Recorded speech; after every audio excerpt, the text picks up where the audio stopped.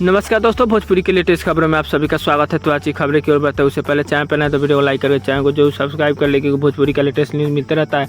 हम बता दें, कल मुकेश अंबानी की लड़के की शादी थी, जिसमें काफ़ी लोग बिजनेसमैन, सिंगर, एक्टर सभी लोग पहुंचे हुए थे, हिंदी भोजपुरी सभी के।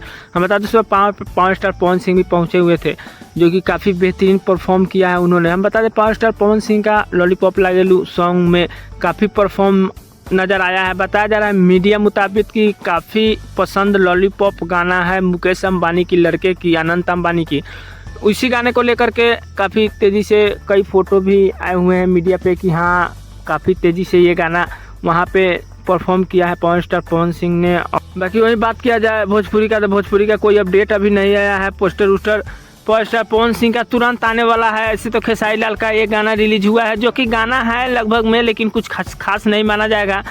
तो जैसे ही कुछ आता है पावर स्टार पवन सिंह का अपडेट, तो हम आप सभी के बीच बताते हैं। बाकी चैनल पे नए हैं तो भोजपुरी अपडेट के लिए चैनल को जरूर सब्सक्राइब कर ले। तो मिलते हैं नए खबरों में, तब तक के लिए धन्यवाद।